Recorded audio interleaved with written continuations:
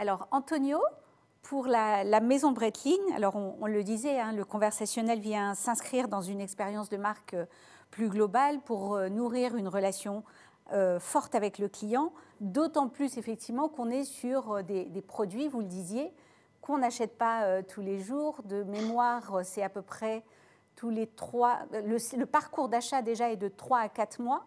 Donc on voit bien que la relation doit se faire dans le temps, dans la durée, de façon cohérente. Alors comment se construit et s'entretient cette conversation et quels sont les canaux et les mécaniques que vous mettez en place? Alors, c'est vrai, le parcours client classique, avant l'achat d'une montre, est d'environ 3 à 4 mois. Donc, c'est vrai qu'en 3 à 4 mois, le client potentiel est exposé à une quantité impressionnante de messages à travers toutes sortes de médias, que ce soit digital ou physique.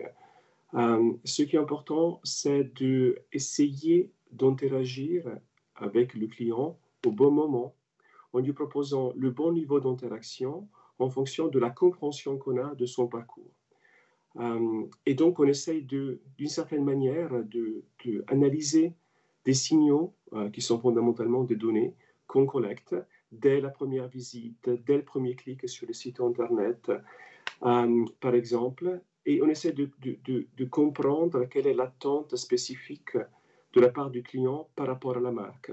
Plus d'informations, plus de contenu dédié, une interaction plus directe, moins directe, une interaction en boutique ou pas. Donc, par rapport à tout ça, on essaie de définir quel serait le bon niveau d'engagement.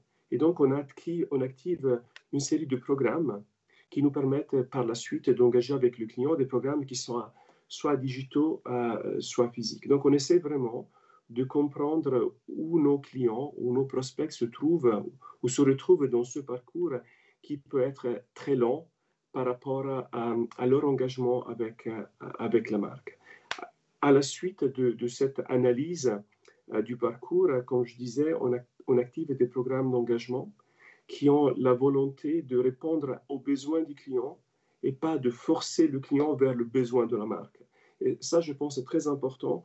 On est dans un métier qui s'exprime sur la longueur de la relation et pas simplement sur la transaction en tant que telle. Dans la longueur de la relation qu'on bâtit avec nos clients, on élève la perception et la désirabilité de la marque auprès du client. Et c'est un travail qu'on doit faire avec beaucoup de précautions. On n'est pas là pour brusquer le client vers l'achat compulsif. On est là pour l'intégrer dans le monde de valeur de la marque et par rapport à ça, l'amener à une conversion quand il est à l'aise. Donc, on a ça, c'est notre philosophie.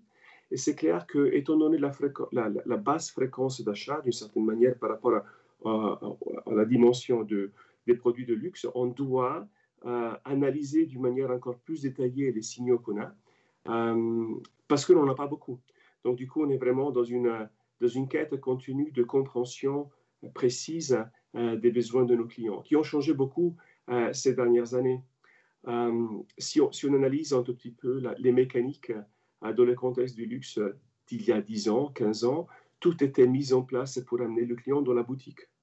Il y avait toute une dynamique marketing essentiellement pour amener le client dans la boutique physique pour l'achat.